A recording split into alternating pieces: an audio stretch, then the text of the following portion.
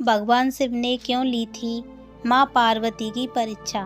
हिंदू धर्म में भगवान शिव और पार्वती की जोड़ी प्रासंगिक मानी जाती है। आज के समय में भी विवाहित जोड़े शिव और पार्वती को अपना आदर्श मानते हैं। क्या आपको पता है कि भगवान शिव ने शादी से पहले पार्वती की परीक्षा ली थी? पार्वती की परीक्षा लेने के लिए शिव जी ने मगरमच्छ का रूप धारण किया था। पौराणिक कथाओं के अनुसार जब माँ पार्वती भगवान शिव को पति के रूप में पाने के लिए तप कर रही थी, तब माता पार्वती के कठिन तप को देखकर देवताओं से रहा नहीं गया और सभी देवगण भगवान शिव से माता पार्वती की मनोकामना जल्द पूरी करने की प्रार्थना करने पहुंच गए थे। इसके बाद देवताओं के अनुरोध पर भगवान शिव ने माता पार्वती की परीक्षा लेने के लिए सप्त ऋषियों को पृथ्वी लोक भेजा था।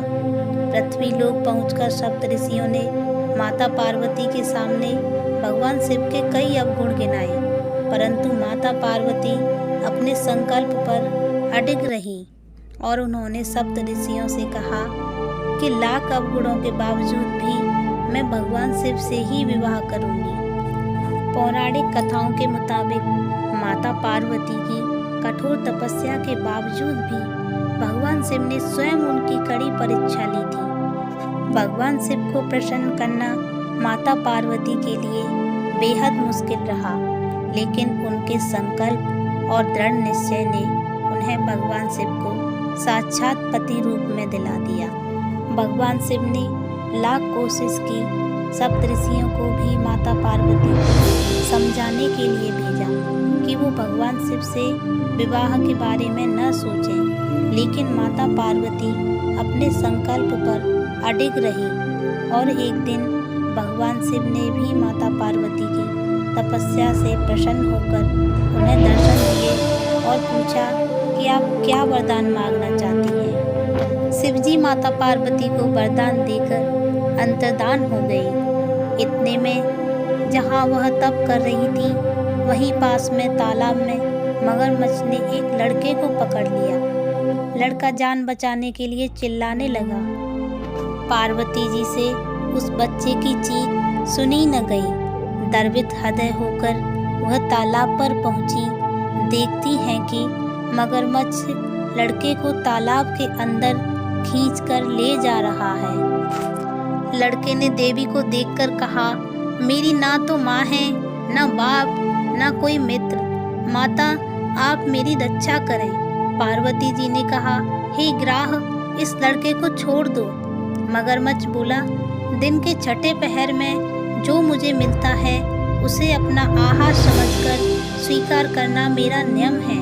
ब्रह्मादेव ने दिन के छठे पहर इस लड़के को भेजा है, मैं इसे क्यों छोड़ूं? पार्वती जी ने विनती की, तुम इसे छोड़ दो, बदले में तुम्हें जो चाहिए वह मुझसे कहो।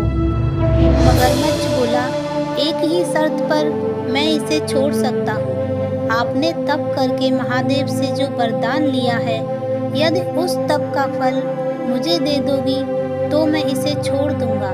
पार्वती जी तैयार हो गई। उन्होंने कहा, मैं अपने तप का फल तुम्हें देने के लिए तैयार हूँ, लेकिन तुम इस बालक को छोड़ दो। मगरमच्छ ने समझाया, सोच लो देवी, जोश में आकर संकल्प मत करो। हजारों वर्षों तक जैसा तप किया है वह देवताओं के लिए भी संभव नहीं। उसका सारा फल इस बालक के प्राणों के बदले चला जाएगा। पार्वती जी ने कहा, मेरा निश्चय पक्का है, मैं तुम्हें अपने तप का फल देती हूँ, तुम इसका जीवन दान दे दो। मगरमच्छ ने पार्वती जी से तप दान करने का संकल्प करवाया। तप का दान होते ही मगरमच्छ का देह तेज से चमकने लगा।